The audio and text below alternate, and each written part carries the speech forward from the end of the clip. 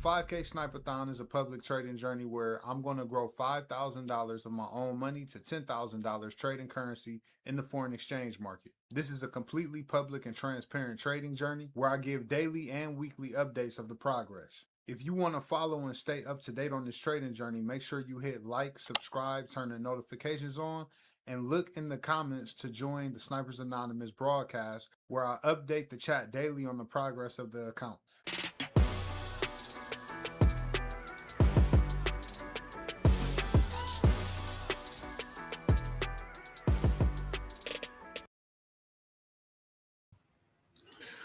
Good evening, everybody. Good evening. Welcome to the show.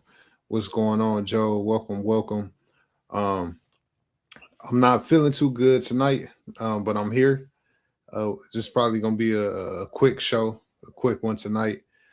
Um, so getting into last week, the getting into the starting balance, we started with a balance of $4,983.37 and ended the week with $4,925.69. Took a total of 7 trades. Out of those trades, won 2, lost 5. So the win rate percentage was 28%.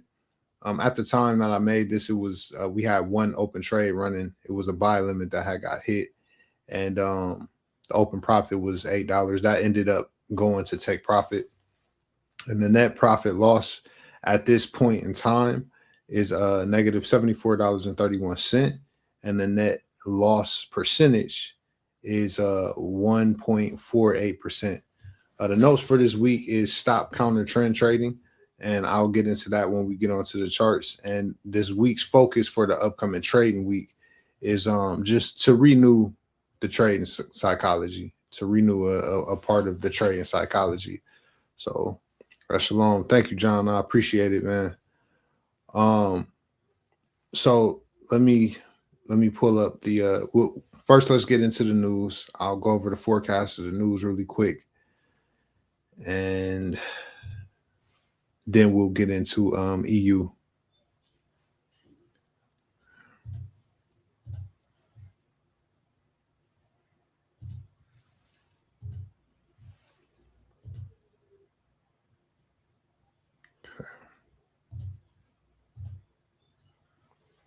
Hope everybody had a good weekend.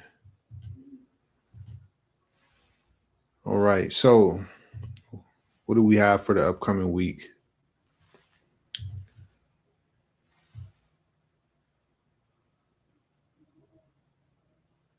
All right, so nothing really going on Monday unless you trade anything with the Japan yen in it. At 11 o'clock, they're having an interest rate decision. So expect some movement from that. Interest rate decisions usually really move the market. For the euro, on Tuesday, we have unemployment rates and retail sales. That's all taking place at 3 o'clock in the morning. So looking for some movement then. And for the Australian dollar, or for the United States dollar, we got an employment change at 8:15 in the morning on Tuesday. And then we got some Australian news. Trimmed mean, weighted median. These are all red folder news. That's going to be tomorrow as well in the evening. Then Wednesday, it's a very heavy day for the euro. Got a lot of red folder news is releasing at 4 o'clock tomorrow, and talking about, yeah, that's a lot. It's a lot going on all at one time. So be cautious on Wednesday trading the euro. We'll take that into account Wednesday at 4 o'clock in the morning. And then for the United States dollar, at 8:30 in the morning, building permits, housing starts, building permits, durable goods. So pretty much at the New York Open, expect volatility. And then for Thursday, we got the GDP growth rate for the euro. That's going to be at 1:30 in the morning. So we got news from 1:30 in the morning until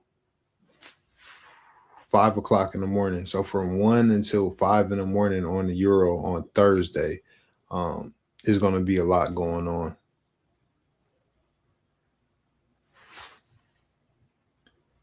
Yep, and then we have news for the pound at 7 a.m. on Thursday. And then we have an interest rate. We have an interest rate decision for the euro also on Thursday. So not only are we going to have red folder news releases from 1 to 5 for the euro at 8:15, they're going to be making an interest rate decision, which is really going to move the markets. This is probably going to be the most volatile day of the week here is on Thursday. So if you're taking notes or, if you really pay attention to the news, you might want to bookmark that and just be ready on Thursday. And then we got jobless claims, personal income, GDP growth rate for the United States dollar at 8:30. And then what do we have on Friday? Not a lot going on. 3:30 in the morning, unemployment rate for the euro. And then at 10 o'clock in the morning, ISM manufacturing. All right. Now let's go ahead and get into the charts. Thank you, everybody. Thank you, Khalil. Thank you, everybody who praying for me.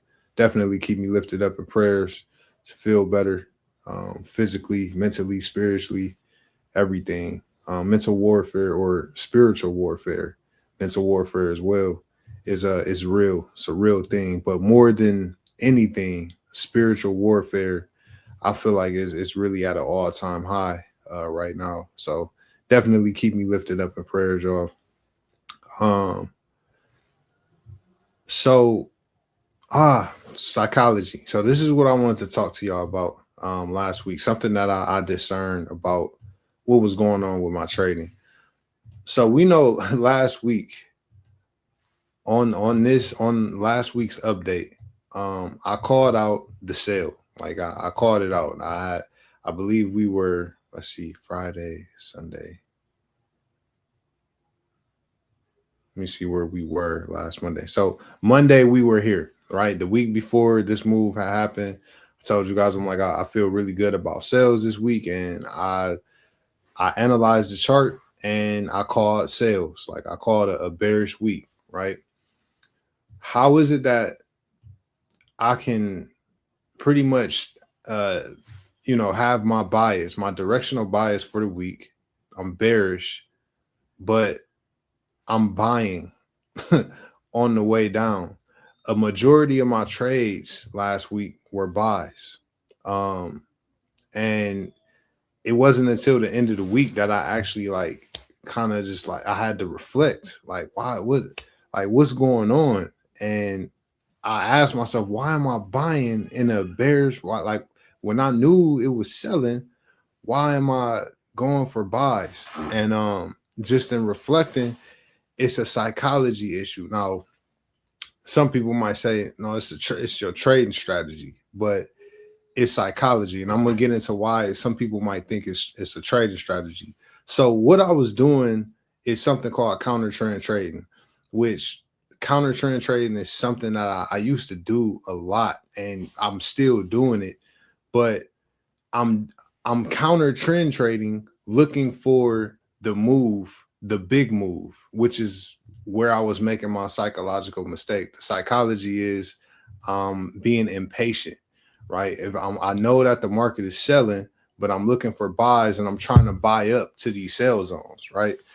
And so because I have a higher time frame view of what's going on, I want this move, right? I want the big move. I really don't even want to be in the markets trading like that. I want to catch a move, just hold on to it and just let it go. And so I'm taking these trades, thinking I'm about to catch this big move.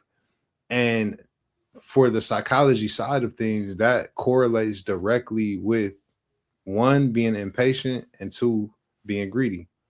Being greedy for the amount of pips that I'm trying to get, being greedy for the amount of distance that I want the market to move. And so I had to check myself. Friday was the last. I think I was done trading on Thursday. I had a buy limit set, but I was like, okay, I'm done. Like I gotta recoup. I gotta I gotta see like what's going on. And that's what it was. I was looking for the move last week when I should have been looking for sales, and I was looking for counter trend trades. I was looking to buy from areas that the old buy zone, which I got reactions, but I wasn't focused on getting the reaction. I wasn't focused on getting the 20 pips and then getting out. I was focused on the move, like continuing, which is why I ended up turning around because it was a bearish market. So, first mistake I made, or the first mistake was this. I seen this strong candle up, and I'm like, oh, that looks familiar. I wanna buy, and I'm thinking that it's gonna continue up to this mitigation zone and sell. So I'm like, I'm gonna buy up to the mitigation zone and then I'm gonna sell, being greedy, right? Market sells off, stops me out. We come back down to the old buy zone. I'm like, okay, I'm gonna take this again. Nice reaction, sniper entry, but I'm looking for that move. I'm looking for it to continue up. Market continues down, stops me out. Again, I see a move happen down here. It comes down into an old mitigation zone. I see a strong candle. I'm like, okay, this is it. It's turning around. So I'm chasing buys at this point, and the market is selling. And I've already made my analysis at the beginning of the week that I should be selling. Market comes back down. I actually got in here. Market rejects a little bit, keeps on selling off. Again, then it turns around at this point. I see this and I see the move up, a break of structure on the 15-minute. And I'm like, okay, yeah, this is the one. And I get in again and stopped out. Finally, on the last time that I got stopped out, this is when the market actually started to turn around and what I had been looking for all week happened. Now I did catch a buy because I had a buy limit set, but that was the only win. I got a sell at some point. I put a sell in because I'm like, this is the direction that it's going. Then I got a buy, and those were the two wins for last week. But I wanted to bring this up because it's I'll bring that back up later. This is something that is very easy to get caught up in. Even myself having experience, when you get used to just going through the motions, right? You mark up your charts, you do your things. Like, you still have to do self checks of what's going on psychologically and why are you doing the things that you're doing when you got the strategy down, you have the strategy. What's going on? Something's not clicking, and sometimes that happens when you find yourself like losing or frustrated. Sometimes it's good to just take a break and just stop, and you see what you're doing wrong, but why are you doing it wrong? Why? What is it? And for me, it was being greedy. I was being greedy. I wanted to catch a big move. I'm looking for the big move, and I need to just go with the flow. So my new rule from here on out during this Snipeathon, the second adjustment that's being made is no more counter trend trading. I'm either buying or I'm selling. And it's all dependent on what direction the market is going, right? So I'm saying that publicly. I'm saying that to y'all so that y'all hold me accountable. But let's go ahead and get into analyzing this chart.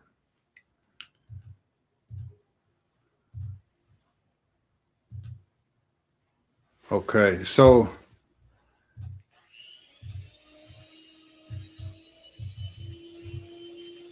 since we talking about psychology and really just following market structure, if there hasn't been a major shift or a major change in market structure, then my directional bias shouldn't change.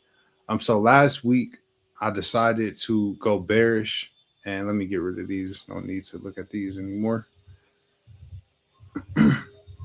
I decided that I was bearish on EU, and it's been bearish, and there's still, even though we had this turnaround here, and we have been uptrending. This is true, right? We have been uptrending.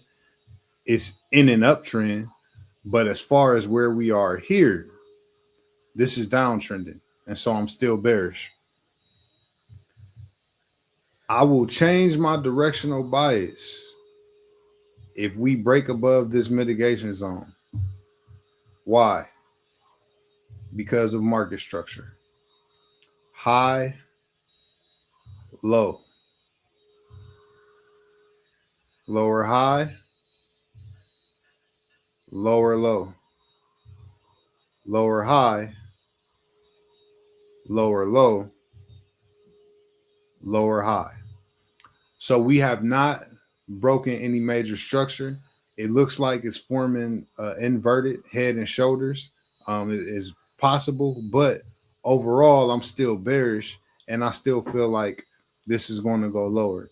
And so I'm still looking for sales this week. Still looking for sales. If it turns around and it starts consolidating and it starts forming a right shoulder, and then we get a break above this mitigation zone, then only then will I change my directional bias and be open and actually be allow myself to buy. But from right now, where we are, I can only sell. I'm only placing sell positions. I'm only looking for pullbacks unless we break above this structure in this mitigation zone here. So EU is currently selling off, and let's see, actually in the sale. So came up. Let me delete this. Caught two sales today, right? Finally got on the right side of the order flow and started selling. Got one position, and then this position is still running here, and it's actually headed to take profit down here at 1.7087. But from what I just seen, especially this move down, I would sell again from this area. If it happens to turn around and come back up here, I would like to sell again from this area, putting a stop loss above this high. And then I would take one more sell. If it broke above this high and we came up here to this high, which if it breaks above this and it holds, then I'm looking for buys. But I'm also looking for a sell from this mitigation zone. So I would sell one more time. So this buy zone here, this is an old buy zone. We're going to turn it into a sell zone.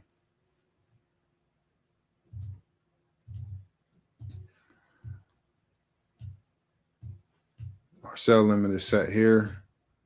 This position is running. And an example of me trying to counter trend trade, I would have tried to buy from the mitigation zone. I would have said, you know what, if it comes down here, I'm going to take the chance. I'm going to buy, and I'll buy up to where I believe I see it going, which is another thing, ego. I believe I see it going somewhere. I believe that this is going to happen, and then this is going to happen. That's my ego. Taking one move at a time. But that's it. It's simple. Starting out for the week for Euro. This is the sell zone. We're headed to take profit. The mitigation zone is the second sell zone and the last sell zone. And if we break above that and it holds, then we then switch the bias to buying. All right.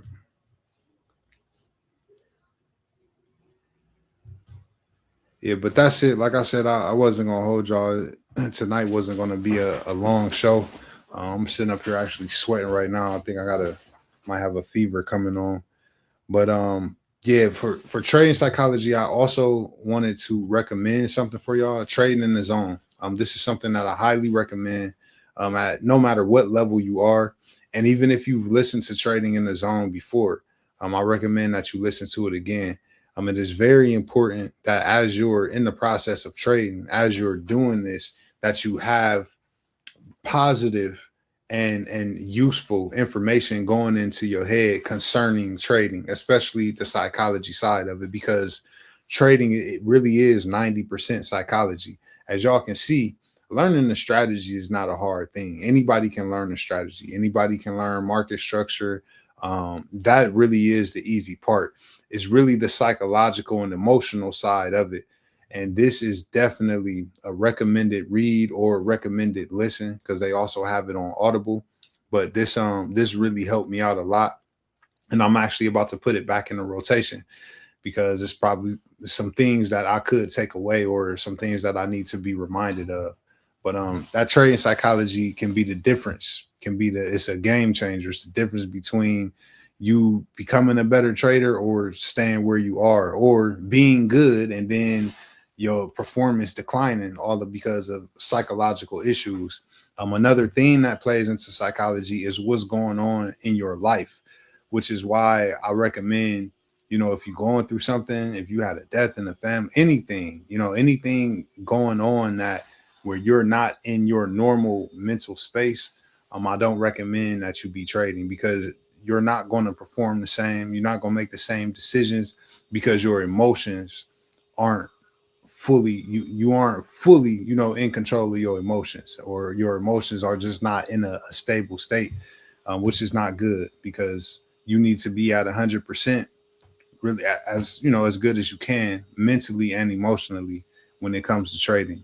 um, I may not do too much trading in the beginning of the week until I get past, I get over whatever this is that I have. um, but yeah, psychology is a big thing in trading. Trading in the zone is something that I highly recommend. And that's it. The adjustments that I'm making for this week are trading in the direction, not going against my directional bias. No more trend trade, no more counter trend trading for the rest of this Snipeathon. And that's it. Get back to it. Hopefully I start feeling better and I can get back to it. But as always, I will keep you guys up to date in the chat. We still at it. The account is consolidating, but that's okay. I still have faith. I still believe we're gonna make it to 10,000. We're gonna get back above 5,000, and we're gonna be able to look back on this as a testimony. So I hope everybody got value from this call. I know it was quick, but hopefully next week I'll be able to actually give you guys more and prepare an actual lesson because it's a lot of things that I want to go over with y'all. But everybody enjoy the rest of y'all night. Enjoy the week. Everybody have a good trading week. Remember, becoming a master trader isn't about mastering the markets as much as it is about mastering yourself, and discipline before profits, but faith over everything. Love y'all. Y'all have a good one.